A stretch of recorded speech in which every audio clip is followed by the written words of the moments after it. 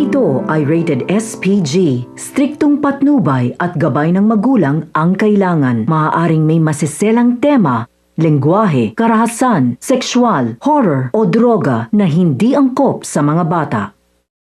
Matapos ngang pagbantaan ni Via itong si Rosel, ay sinabi nga niya na papatayin niya ang mga anak nito. Bagay na hindi nga mapapayagan nitong si Rosel.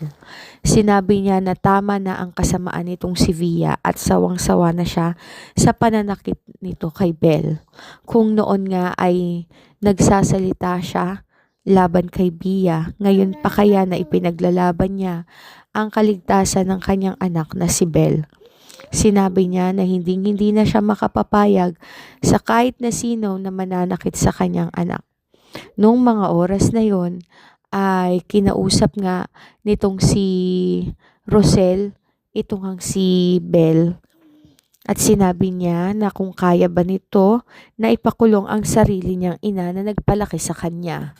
Sinabi naman ni Belle na kailangan niyang panagutan ang lahat ng mga kasalanan niya sa batas.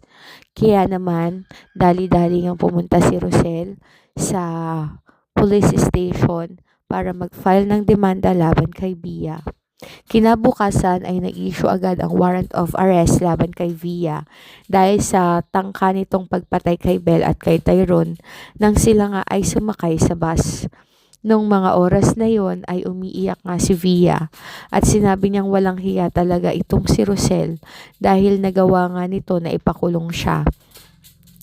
Andun si Chris sa tabi ni Rosel, kaya naman tinanong niya si Chris kung papayagan ba talaga niya na makulong siya. Ayon kay Chris, buhay ng kanyang mga anak ang pinagtangkaan ni Via at ni Melania, kaya hindi siya makapapayag na hindi panagutan nitong si Via ang mga bagay na ito. Iyak ng iyak si Via at sinabi niyang magbabayad ang mga ito. Pagkaalis nga ni Rosel at nitong si Chris ay naroon pala si Melania sa likod at nanonood lang, kinausap niya itong si Via sa susunod na plano.